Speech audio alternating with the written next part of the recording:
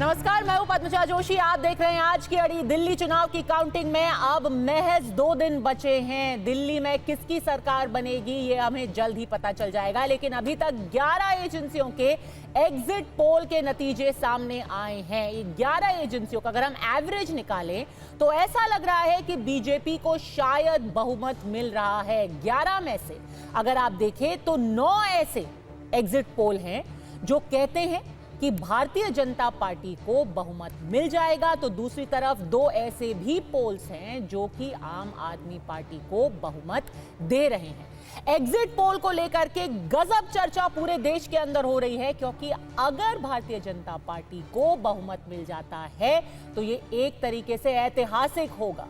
करीब करीब 3 दशक ऐसे हो चुके हैं जब सत्ता का सूखा झेला है भारतीय जनता पार्टी ने। अब क्या सच में एक बहुमत की सरकार वो बना सकती है? इस सब के बीच एक चौंकाने वाला ऐलान कल सामने आया जब ऑल इंडिया इमाम काउंसिल के अध्यक्ष मौलाना साजिद रशीदी ने कहा कि भाई मैंने तो खुद भारतीय जनता पार्टी को दिल्ली में वोट दिया है, क्योंकि मैं एक संदेश देना चाहता हूं कि मुसलमानों को फॉर ग्रांटेड किसी भी पार्टी को नहीं लेना चाहिए कि मुसलमान सिर्फ आम आदमी पार्टी या कांग्रेस को वोट देंगे, ये भ्रम ही खत्म हो जाना चाहिए। तो क्या सच में इस तरीके की हवा दिल्ली में चल रही है?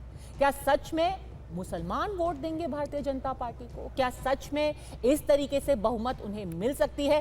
कई ऐसे जिसको कहते हैं इंडिकेटर्स अपने में ही एक तरीके से क्या एग्जिट पोल का काम कर रहे हैं? देखिए, मेरे समाज को जिस तरह से डराया जा रहा है बीजेपी का नाम लेकर, और मेरा समाज जिस तरह से डर कर जिंदगी जी रहा है हिंदुस्तान में, मैं अपने समाज से उस डर को ख़त्म करना चाहता हूँ। मैं अपने समाज को बताना चाहता हूँ कि बीजेपी को वोट देना ऐसा नहीं है कि मैंने किसी अछूत को हाथ लगा दिया है, और ना मुसलमान किसी पार्टी का बंधुआ मजदूर है।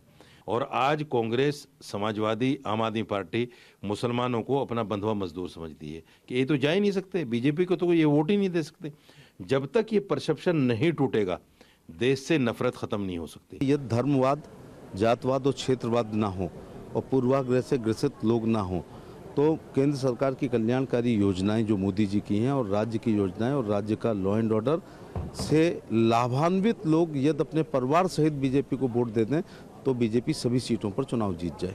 मैं समझता हूँ भारतीय जनता पार्टी की सरकार किसी के लिए भी काम नहीं करती है। ऐसा नहीं है कि वो हिंदुओं के लिए कोई काम करती है।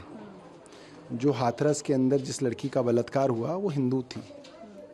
कुंभ में लोग मारे गए जिनकी लाशें तक नहीं मिल रही, वो सब तो सनातनी थे।